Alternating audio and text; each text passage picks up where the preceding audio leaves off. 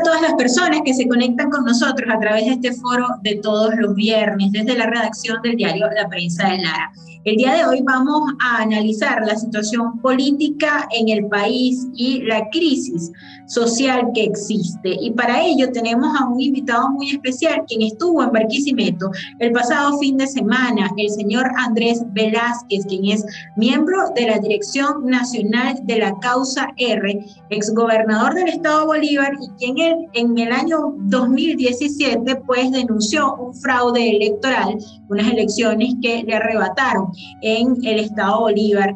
Desde ese entonces, bueno, Andrés Velázquez ha venido recorriendo el país, ha venido haciendo política con una posición muy marcada en la Causa R y queremos analizar un tema central con él, el tema de la negociación que está a las puertas de iniciar, según lo que ha solicitado la oposición democrática, liderada por Juan Guaidó, presidente de la Asamblea Nacional y también presidente encargado de Venezuela.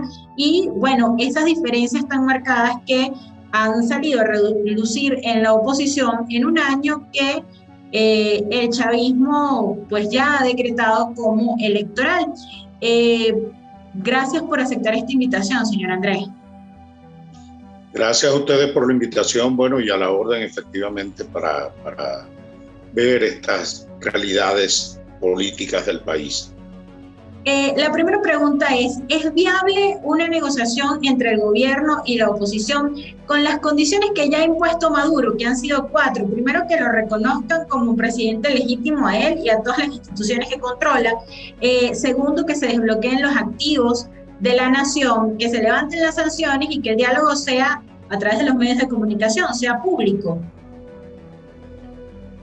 Bueno, en materia de diálogo hay una diferencia enorme cuando se aborda este tema, porque ya nosotros en Venezuela hemos vivido realidades con esto.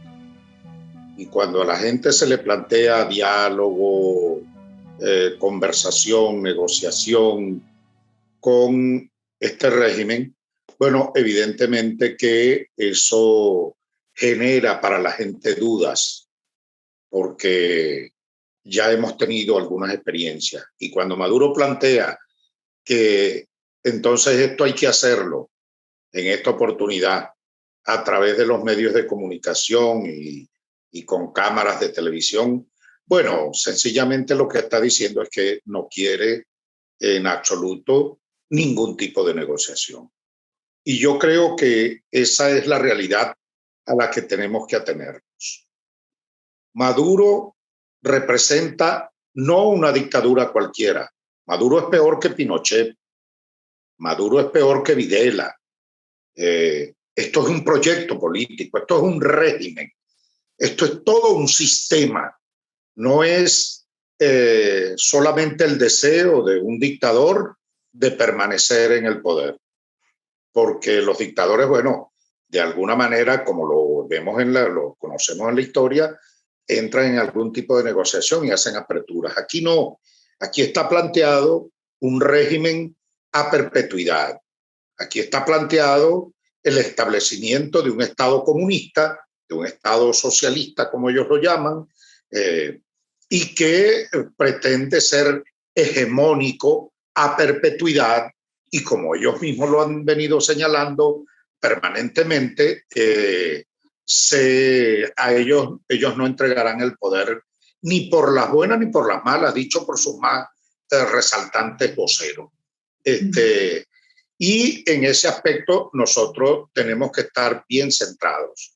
Ahora, ese elemento no va a ser un factor que impida hacer el planteamiento, porque al final de cuentas, creo que todo lo que haya que hacerse en función de buscar una solución, hay que hacerlo. Tomando en cuenta, digo yo, el contexto en que se mueve el país. Un país que cocina a leña prácticamente en su totalidad por falta de gas. Un país paralizado porque no cuenta con gasolina y ahora tampoco para trasladar alimentos, porque tampoco hay gasoil. Un país que muere de hambre porque no hay suficiente ingreso en la familia venezolana para adquirir alimentos, que están a merced de una hiperinflación que hace imposible que con los ingresos venezolanos y con la destrucción de nuestra moneda, bueno, sencillamente la gente pueda atender sus más elementales necesidades, como es comenzando por la de alimentarse. Y en ese contexto, entonces, es por lo que se plantea este plan integral de salvación nacional, que entre otras cosas, bueno, son, yo diría, 3 bandejas de negociación que habría: el tema de la crisis humanitaria, el tema político con el cronograma electoral, y por eso es que lo defino como integral, y el tema de la justicia, que tiene que ver con la libertad de presos políticos y todo esto. Eso es aparte del curso que sigue la denuncia por delitos de lesa humanidad ante la Corte Penal Internacional, porque eso, por supuesto, no se negocia. Eso no es objeto de negociación alguna. Y Maduro, cuando plantea entonces sus 4 condiciones o sus 3 condiciones, como lo ha dicho: reconocimiento, liberación de activos de la nación, y el otro elemento era reconocimiento, activos de la nación y tratamiento de sanciones, y que se ha transmitido público la negociación. Ajá, bueno, este tipo de situaciones, bueno, yo creo que habría que planteársele, ya que él planteó sus cartas y las puso sobre la mesa. Bueno, si quiere negociar en serio, que yo lo dudo, bueno, habría que decirle a cambio de qué es esto. Y por eso la participación internacional en esta oportunidad, que es la nota diferente con relación a las anteriores conversaciones o diálogos o negociaciones que se sostuvo con Maduro, es que ahora hay una comunidad internacional, y eso es lo novedoso, que está participando de esta negociación, que quiere ser garante de los acuerdos que allí se hagan. Y bueno, habrá que preguntarle, y como quiera que en este caso las sanciones no las establece ni Guaidó ni la oposición venezolana, sino una comunidad internacional que ha establecido sanciones como elemento de presión para que Maduro abra la compuerta democrática, respete los derechos humanos, no someta a tanto abuso de poder de lo que viene cometiendo con esta tiranía establecida en Venezuela contra los opositores, y que efectivamente haya posibilidad de ejercer el derecho de elegir, no solo de votar, sino el derecho de elegir en Venezuela, y que además se respeten las atribuciones de esos cargos que se someten a elección popular. Bueno, eso tendrá que decírselo Maduro a esa comunidad internacional, que es repito, la novedad o la diferencia de esta negociación con las anteriores. Y eso, al final de cuentas, tendrá él que decirle a ellos a cambio de qué te aceptamos esto, a cambio de qué se te quitan las sanciones, a cambio de qué se te da un reconocimiento. Pues sí, porque entonces tendría que, porque lo planteado de este lado son esas 3 condiciones que te planteaba: la ayuda humanitaria o la crisis humanitaria, atender eso, el tema del cronograma electoral, que incluye una elección presidencial, porque recordemos que el epicentro de este problema político que hoy tiene Venezuela es por la condición de autoelección que se dio Maduro el 20 de mayo del 2018, adelantando un proceso electoral presidencial 8 meses, bajo las condiciones que él estableció, después de haber ilegalizado partidos, después de haber inhabilitado incluso a factores opositores. Bueno, y esa es la razón por la que hoy se le desconoce y por la que se le califica de usurpador. Si eso tiene solución, entonces podríamos perfectamente estar hablando de cualquier otra cosa. Señor Andrés, usted ha dicho que esta vez la comunidad internacional, más que mediador, tiene participación activa en esta posible negociación, porque de ellos depende si se levantan o no las sanciones, por ejemplo, que para el gobierno pareciera imprescindible. Pero fíjese, Estados Unidos y la Unión Europea, ayer, estamos grabando este foro el día jueves, eh, se comprometieron a apoyar un resultado negociado en Venezuela. Sin embargo, existe el temor de que el gobierno gane tiempo, como lo ha hecho en anteriores negociaciones o diálogos, con este tema. ¿Esta posición de la comunidad internacional acaso no suaviza las presiones internacionales contra Nicolás Maduro y su gobierno? Y resulta que termine Maduro ganando tiempo, como lo ha hecho también en la Corte Penal Internacional, donde pues todavía no se definió si se abre un proceso de investigación contra funcionarios de delitos de lesa humanidad, y como lo ha hecho también en el caso de Alex Saab, que le dieron casa por cárcel y, bueno, se está disputando su extradición a Estados Unidos. Bueno, yo creo que las cosas están claras.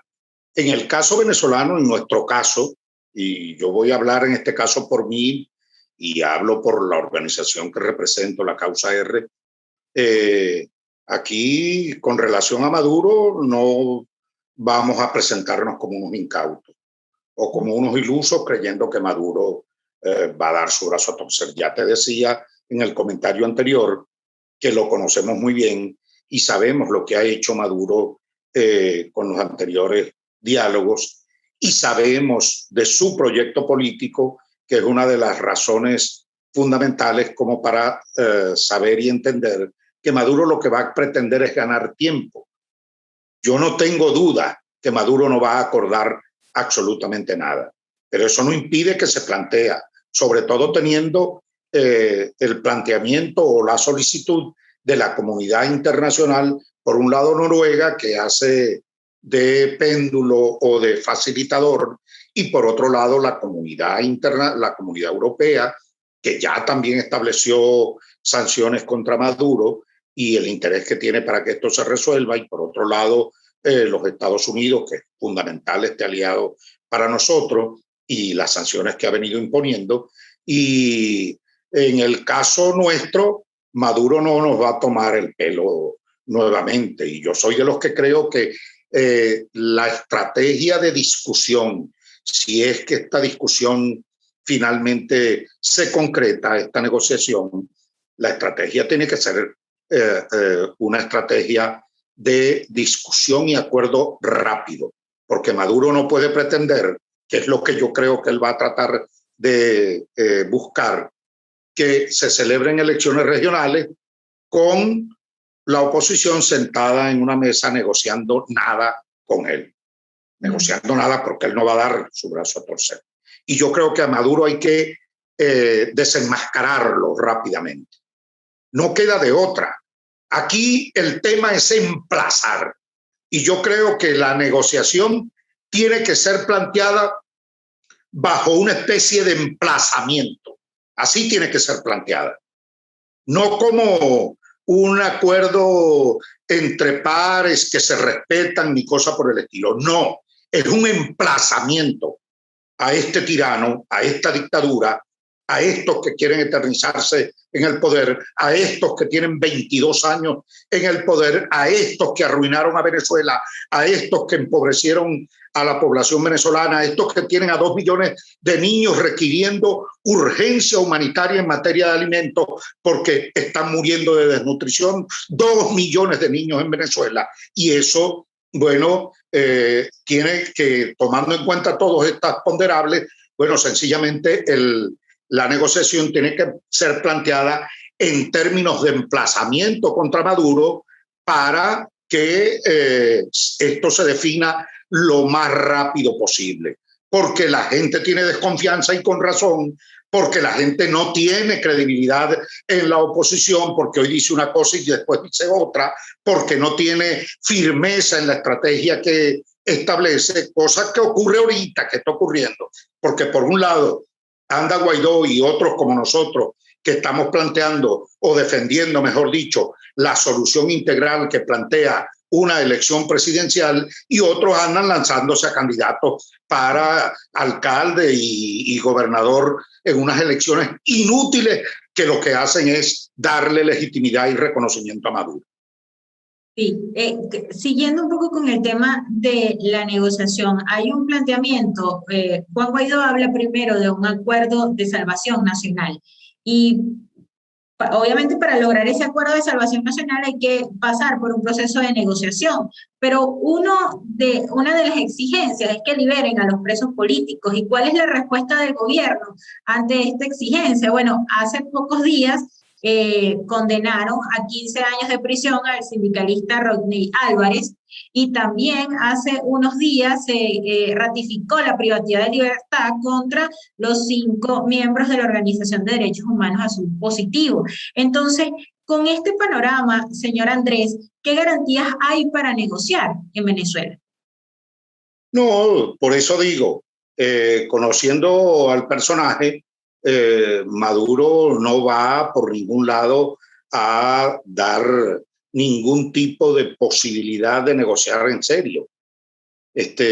Por eso yo creo que hay que tomarle la palabra con lo planteado por él, sus 4 posiciones, y decirle, o sus 3, que es lo fundamental, porque el tema de discutir con una cara, frente a cámaras de televisión y a través de los medios de comunicación, es más una insolencia que otra cosa, y una falta de seriedad en lo que se está planteando. Yo asumo más el tema del reconocimiento, que él plantea que se le dé, el tema de los recursos que se le liberen, y tiene otro planteamiento adicional allí, que es que son los 3 puntos fuertes que se plantean.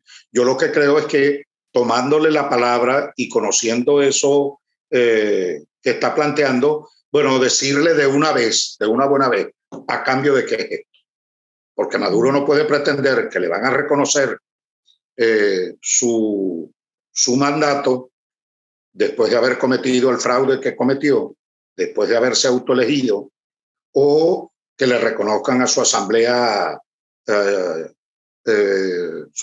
nacional ilegítima, con todas las tramposerías y el fraude que montó el pasado 6 de diciembre y que el pueblo venezolano desconoció y rechazó en la consulta que se dio entre el 7 y el 12 de diciembre, y la propia comunidad internacional también desconoció. Bueno, no puede pretender Maduro que le liberen recursos tampoco a cambio de nada.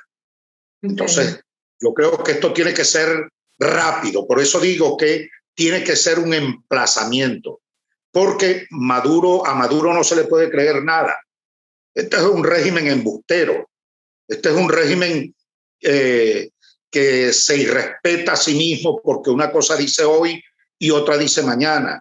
Un régimen que vive inventándose, que habla de democracia, pero que todos sabemos hacia dónde se conduce, que no es otra cosa que hacia un sistema absolutamente y totalmente totalitario, que aprobó una ley de comunas para establecer en Venezuela el Estado comunal, que por cierto deja pintado en la pared alcaldías, a gobernaciones y a todo tipo de institución de elección popular que esté planteada en la Constitución, que pisotea la Constitución al final de cuentas. Señor Andrés, usted habla de soluciones rápidas. Estas negociaciones tienen que tener soluciones rápidas. ¿Por qué la oposición ha cambiado, digamos, ese mantra que desde el 2019 tuvo de cese de la usurpación y gobierno de transición primero, y se ha ido por la vía de sacar al gobierno a través de elecciones libres, cuando pareciera que esta vía es la menos rápida de todas? Porque no se trata nada más de tener un CNE equilibrado, sino también de tener un Tribunal Supremo de Justicia o una Contraloría equilibrada que permita que habilite nuevamente a todos los políticos a que puedan participar. ¿Por qué este cambio hacia soluciones que no parecen rápidas, parecen mucho más largas de las planteadas anteriormente? Bueno, yo digo, como todo en la vida, si tú tienes establecida una estrategia para un determinado objetivo y eso no funciona de acuerdo a la realidad que tienes planteada, bueno, sencillamente es legítimo, y sobre todo en política, así como en la vida, es legítimo replantearte la estrategia. Eso es como, te pongo como símil un juego de fútbol, pues. El técnico se plantea al inicio del juego una determinada estrategia. Y si esa determinada estrategia no le da resultado, pues introduce cambios en medio del desarrollo del juego. Hace cambio de jugadores, cambio de posiciones, establece una distribución de los jugadores de otra manera para ver si logra el resultado de victoria que quiere. Y en política, un poco lo que ha ocurrido ahora es exactamente igual. Eso que usted señala del mantra, cese de la usurpación, la otra era cese de la usurpación, Gobierno de transición. gobierno de transición y elecciones libres. Bueno, efectivamente, eso no tuvo ningún tipo de efecto o resultado. Y si hay entonces una comunidad internacional que te plantea, vamos a impulsar con más fuerza, con nosotros de garante, para lograr una salida negociada, ¿por qué no intentarlo? Y es el planteamiento. Yo creo que el sufrimiento del pueblo venezolano y toda la calamidad y todo el deterioro institucional y toda la pérdida de democracia que tenemos en el país, cualquier esfuerzo en esa dirección vale la pena. Porque otra más rápida, ¿cuál sería? Que la Fuerza Armada Nacional le dijera a Maduro, hasta aquí, no te apoyamos más, vamos a convocar procesos electorales democráticos, y eso fuera lo más rápido y sencillamente, bueno, sin derramar una gota de sangre ni nada, sencillamente que la Fuerza Armada asumiera su papel institucional, pero eso no estemos viendo que pueda ocurrir, porque la Fuerza Armada como institución se ha deteriorado, y más lo que tenemos hoy es a un grupo armado que resulta ser más bien de apoyo y de sostenimiento de tiranía. Y algunos han planteado, bueno, o que la población se levante en una gran, ¿cómo te digo?, rebelión popular, que no la veo tampoco en este momento, porque la población anda, y en eso ha sido efectivo el régimen, que ha mantenido tanto control social de la propia población, que ha puesto a la población prácticamente a sobrevivir y el día a día, a sobrevivir día a día, y en ese sentido, bueno, otras preocupaciones se disipan y no vemos en este momento a una población o a un pueblo enervado, no vemos a un pueblo movilizado, no vemos a un pueblo dispuesto a ponerle punto final a esto, que sería también otra fórmula rápida. Y en ese sentido, bueno, se asume este planteamiento que es irrefutable, el más irrefutable de todo. Quizás pueda tardar unos meses más, pero el planteamiento de resolver esta tiranía por la vía de un cronograma electoral que incluya una elección presidencial es la cosa, bueno, y es la razón por la que la comunidad internacional nos acompaña, porque es irrefutable. ¿Quién puede estar en desacuerdo con que esto lo resolvamos en una elección de manera democrática y pacífica? Ahora, una cosa es que uno hace el planteamiento y que el régimen lo acate, y eso nos impondrá entonces el resto de mecanismos que la comunidad internacional y que la propia población venezolana tendrá que asumir, porque yo soy de los que creo que no solo con el apoyo internacional vamos a poder resolver esto. Yo creo que en las chiquiticas este pueblo venezolano tiene que entender que debe movilizarse, que debe ponérsele de pie y parársele frente a este régimen, y que debe haber una presión interna. Y, ojo, yo puede que en este momento no sea así, pero no descarto que pueda ocurrir, porque este pueblo ha dado muestras que estando las aguas calmadas y pareciera que todo está bajo control por parte del régimen, de repente estalla, de repente explota. Creo que razones hay suficientes para protestar y para levantar la voz y ponerse de pie en este país. Y creo que en momentos, y te pongo como ejemplo, después del año 2018, que pasó un año prácticamente paralizado, con el gobierno con todo bajo control, fíjate tú lo que fue el año 2019, con ese estallido y esa gran esperanza que el pueblo levantó, que no concretó finalmente por la razón que haya sido, que yo anoto por errores de la propia oposición,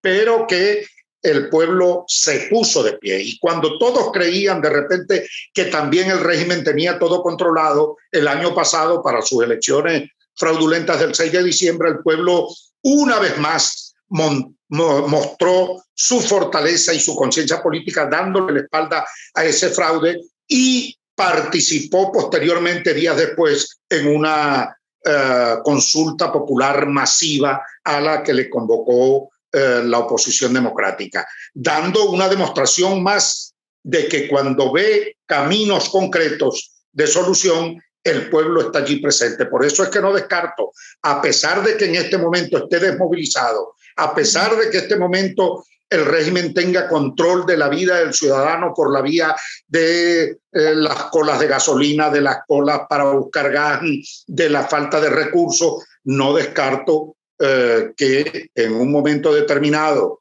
y con una estrategia que evidentemente sea viable, concreta para la población, la gente pueda nuevamente acompañar una gran movilización nacional que nos coloque en otra dimensión la posible solución de esta dramática situación social que vive Venezuela. Señor Andrés, usted ha recorrido el país y, bueno, viene participando en asambleas, en marchas. Yo quisiera preguntarle lo siguiente. El padre Luis Ugalde ha dicho en su reciente artículo de opinión que pareciera que ya nadie cree en nadie, ni en el poder dictatorial, ni en la oposición democrática.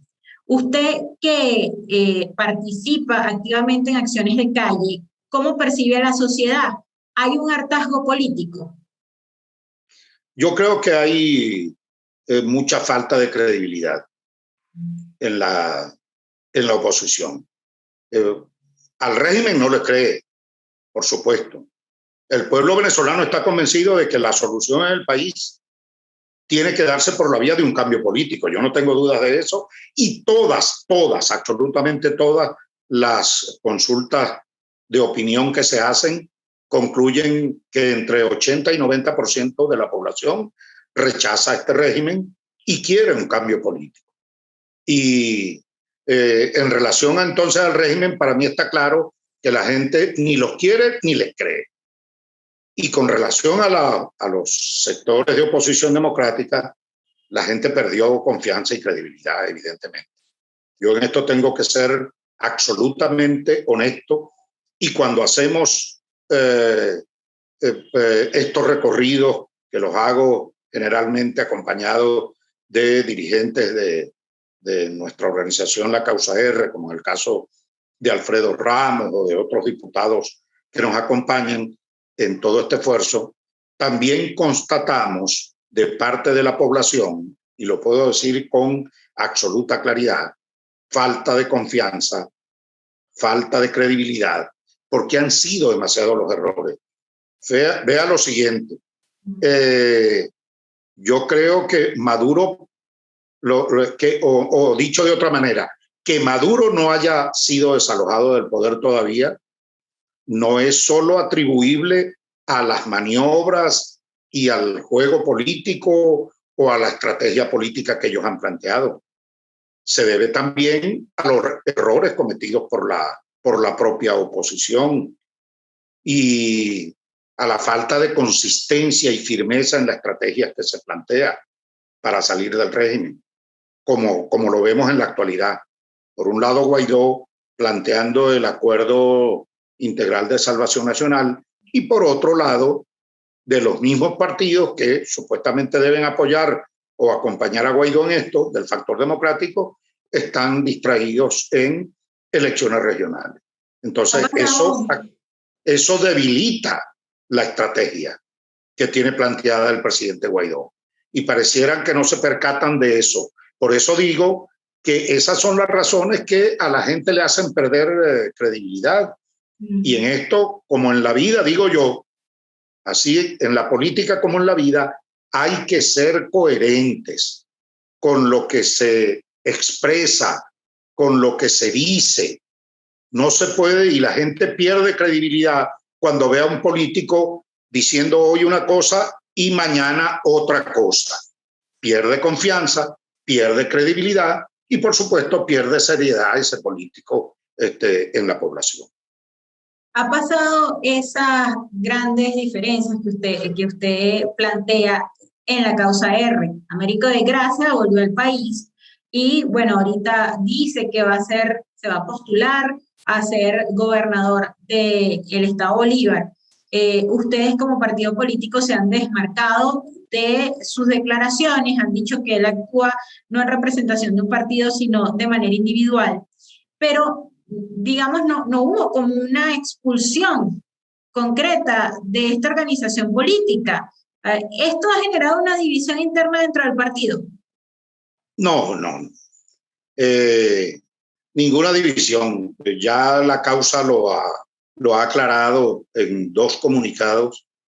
Ha fijado su posición en relación a esas elecciones regionales y cualquier compañero que asuma una posición política distinta a la posición política decidida de manera colectiva en el partido, bueno, está al margen de él, sencillamente.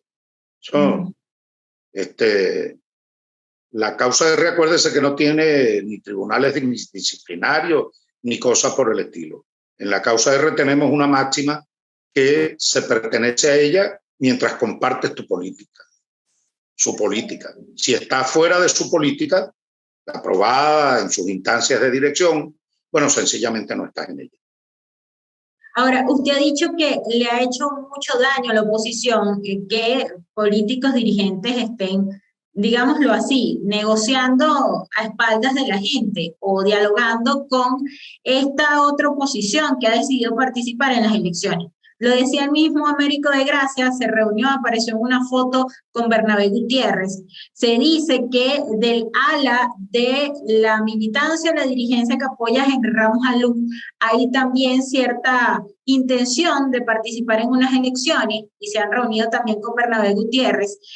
Lo propio está pasando con Primero Justicia, hay una dirigencia que pues apoya a Enrique Capriles en lo de unas elecciones, y le iba a preguntar eso, pues cómo esto está generando más fracturas internas dentro de la oposición.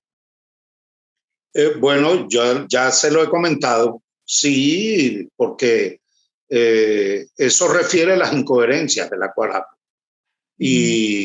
Pero en todo caso, esos partidos tendrán que explicar la causa de R. Mediante comunicados oficiales de su dirección nacional, ha explicado su posición política, sin referir a nadie, sino la posición política que nosotros asumimos en relación a esas elecciones regionales. Las demás organizaciones políticas tendrán que hacer lo propio y explicar su situación. Por cierto, estamos en vísperas de una discusión, porque así lo hemos planteado y lo digo, en lo personal, lo planteé ante el equipo de conducción política de la oposición democrática, de esta coalición de la que participamos, con el presidente Guaidó presente, la necesidad urgente que hay de clarificar posiciones en relación a estas elecciones regionales, porque es incómodo que uno vaya haciendo recorridos nacionales y se va encontrando ese tipo de doble juego o doble tablero en el que juegan los propios partidos que comparten con nosotros esta coalición. Entonces, pero los propios partidos que están en eso tendrán que explicar. Yo no puedo explicar lo que va a hacer AD o Primero Justicia o Voluntad Popular o Un Nuevo Tiempo. En todo caso, nosotros lo que queremos es sí tener ante la población venezolana una posición muy definida que ya hemos anunciado, y para que todo el mundo sepa qué atenerse con relación a la causa y la posición que nosotros asumimos en esta lucha, que para nosotros tiene que ser vertical. No podemos decir hoy una cosa relacionada con el desconocimiento que hemos hecho de Maduro y por otra hacer cosas que finalmente terminen dándole legitimidad.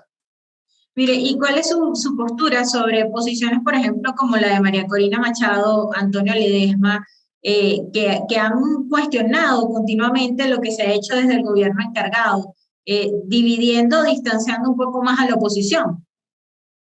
No, yo creo que esas son respuestas que deben dar ellos. Yo prefiero no abundar en detalles relacionados con las posiciones de otras organizaciones o líderes políticos.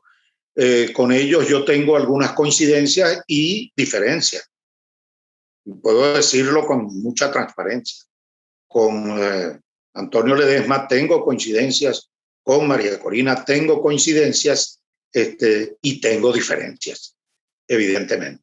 Pero no vamos a entrar a analizar sus posiciones políticas o sus decisiones políticas que la expliquen ellos.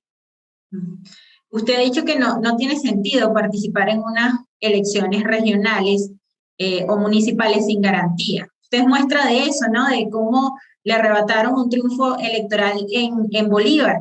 Pero digamos que hay un sector de la oposición que dice que si no se participa en las regionales o municipales, se seguirá cediendo espacios al gobierno. Y se basan en que, bueno, este es un CNE que tiene dos representantes o dos rectores opositores que han dicho que se han creado ciertas garantías, como el hecho de que se va a reformar la normativa electoral para crear otra vez el concepto de observadores electorales, y han planteado invitar a la Organización de Naciones Unidas y a la Unión Europea. Este tipo de cosas, ¿cómo lo evalúa usted? El hecho de que hacen ver un sector de la oposición de que sí hay garantías y de que participando no se ceden más espacios. Bueno, lo primero que debo precisar es que ese no es un CNE constituido como debe ser, como lo establece la Constitución. Ese es un CNE de Nicolás Maduro. Así. 5 integrantes de Nicolás Maduro, que se negoció previamente con algunos sectores, que nada tuvo que ver la normativa para constituir el Consejo Nacional Electoral y escoger esos rectores, sino que, bueno, eso fue lo que el régimen puede tolerar. Y por eso digo que como quiera que los rectores no son sencillamente los que toman decisiones, sino que también hay otras instancias que son las que definen y llevan la dirección de los procesos electorales. Bueno, todo eso está bajo total y absoluto control del PSV. Ese CNE es un CNE de Nicolás Maduro, del PSV. Eso para mí no tiene lugar a equívocos. Y los que dicen estar allí representando a la oposición, lo digo con claridad, están haciendo el papel de comodines, sencillamente. Y al punto que las más chocantes propuestas o declaraciones que ha salido de ese CNE, por cierto, las han dado esos supuestos representantes de la oposición, como el chantaje o extorsión, por ejemplo. Si estás inhabilitado, bueno, y participas, te quito la inhabilitación. O la infeliz declaración de Márquez que dice, trataremos de tener medianamente una cosa transparente. O se es democrático o no se es, pero no hay medianamente democrático, no hay medianamente transparente, no, eso no existe. Sobre todo para un país que ha sido sometido a tanto fraude electoral y a tanto abuso de poder como esta experiencia que tenemos en Venezuela. Eso por un lado. Y luego ese planteamiento de que si no votas, ¿cómo vas a defender el voto? Y que si no vas a conquistar espacio, ¿cómo vas a acumular fuerza y a defender los espacios democráticos? Pues resulta que yo parto de lo siguiente. El voto en sí mismo no es votar, mejor dicho, votar y no elegir no es defender el voto. Uno para defender el voto tiene que pelear por condiciones electorales que garanticen que va a elegir.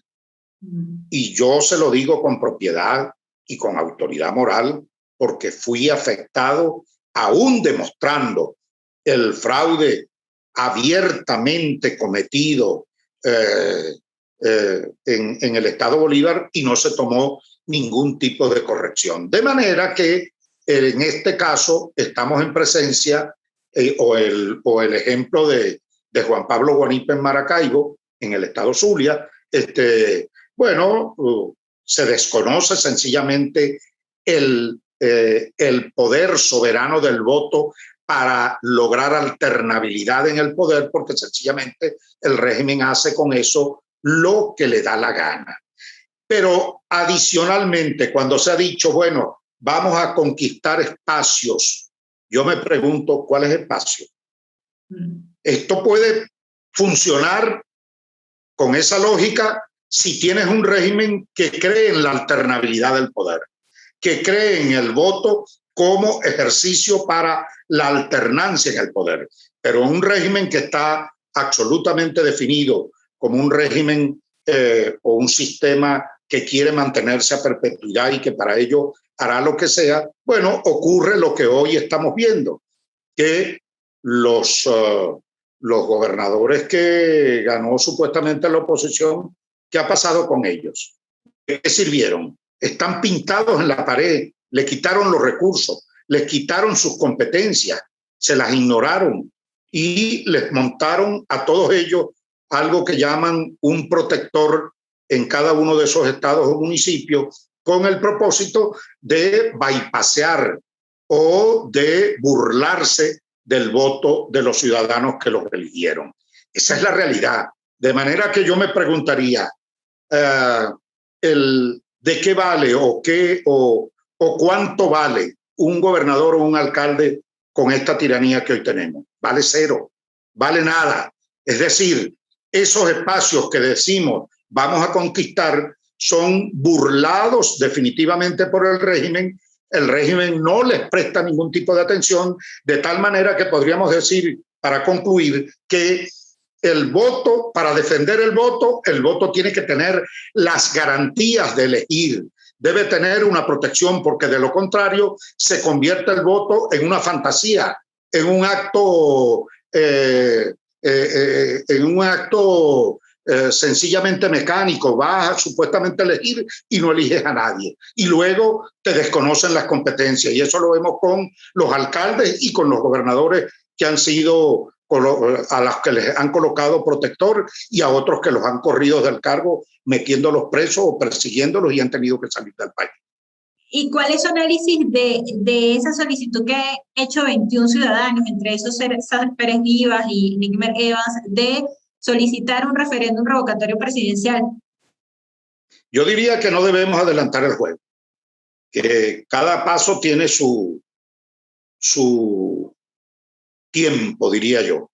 Y en este caso, juego adelantado puede terminar quebrando el juego, puede terminar anulándolo. Entonces, yo prefiero pasar un puente y ver luego qué ¿qué camino me queda por delante? Pues? Y prefiero eso. Y por eso no me quiero involucrar ni darle, ¿cómo te digo?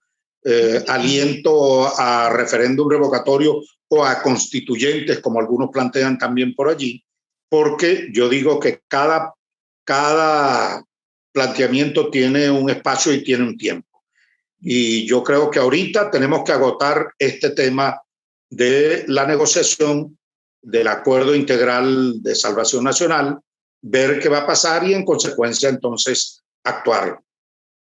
Señor Andrés, ya para la parte final de este foro, yo quisiera tocar varios puntos que han sido noticias y me gustaría conocer su opinión.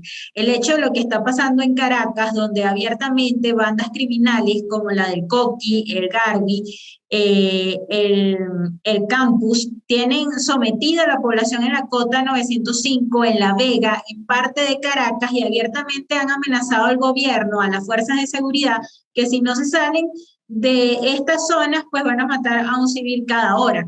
¿Cuál es su opinión sobre cómo ha perdido Nicolás Maduro el control del territorio o cómo lo ha cedido?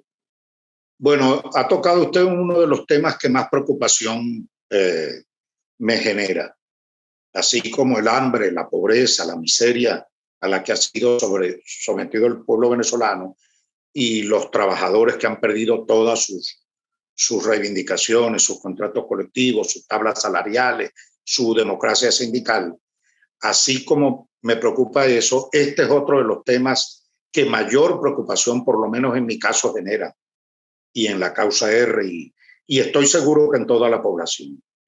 Yo exigí públicamente, y aprovecho la oportunidad para ratificarlo, le exijo públicamente a el tirano Nicolás Maduro y su alto mando militar que le expliquen a los venezolanos y que le den razones a los venezolanos de ese acuerdo que establecieron con guerrillas colombianas, con agrupaciones de bandidos y delincuentes armados de Colombia que ocupan territorio nacional, y en este caso Apure, para haberle despejado toda una zona desde el punto de vista militar y dejarlos que actúen a su ancha en ese territorio.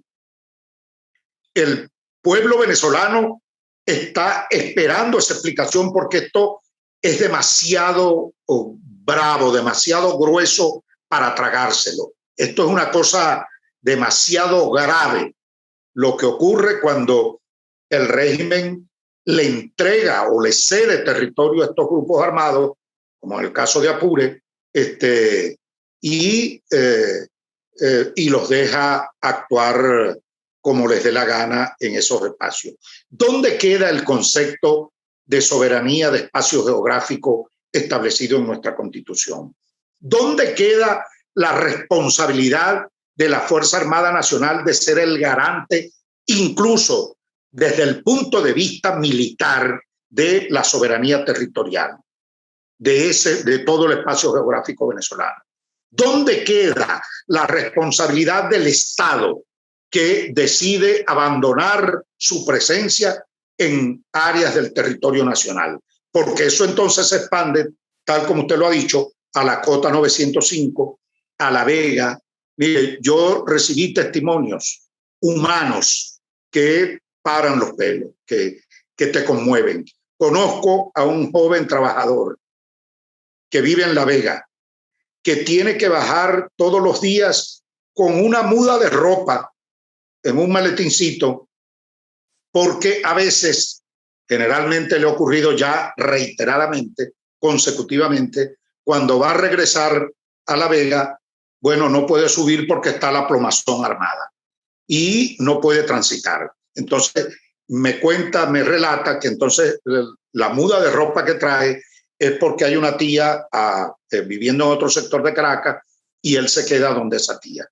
Me cuenta otro que su habitación en la casa que está en la avenida da para la calle, da para la avenida. Y cuando arranca esa plomazón, tiene que mudarse para la sala a dormir en el piso porque no se puede quedar en el cuarto porque una bala puede entrar. Ya hemos visto cómo balas perdidas han matado a varios vecinos de La Vega.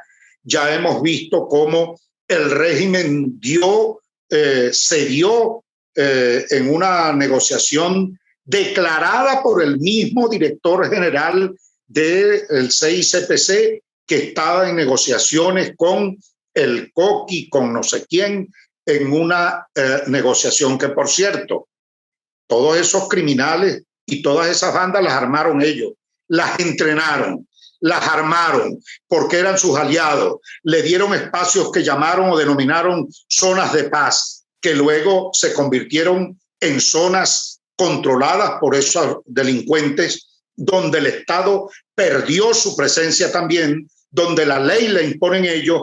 Y no solo eso, yo le pongo como ejemplo otro territorio que conozco como la palma de mi mano, que es el tema minero en Guayana, el arco minero de la muerte, donde tiene presencia el cartel de Sinaloa, tiene presencia la FARC, disidencias de la FARC, tiene presencia el ELN, tienen presencia los planes criminales con sus bandas, tienen presencia las mafias de militares que también tienen áreas mineras y que otros se lo frentean. Todo eso fue también territorio cedido a bandas criminales que hoy por hoy el pueblo venezolano, la población y la comunidad internacional y todo el mundo está exigiendo explicaciones de por qué el Estado no tiene presencia allí.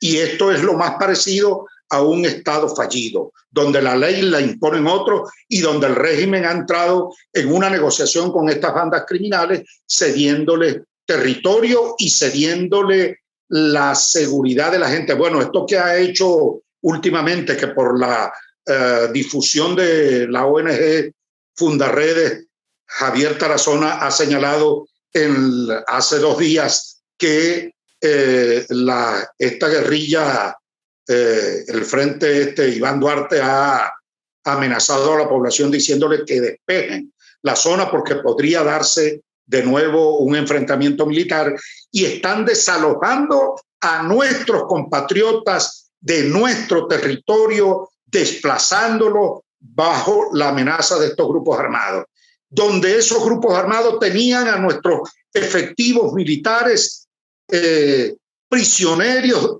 de guerra en nuestro propio territorio, donde fueron capaces de asesinar a 16 efectivos militares y donde todavía hay 2 o 3 militares desaparecidos, de los cuales no se sabe absolutamente nada.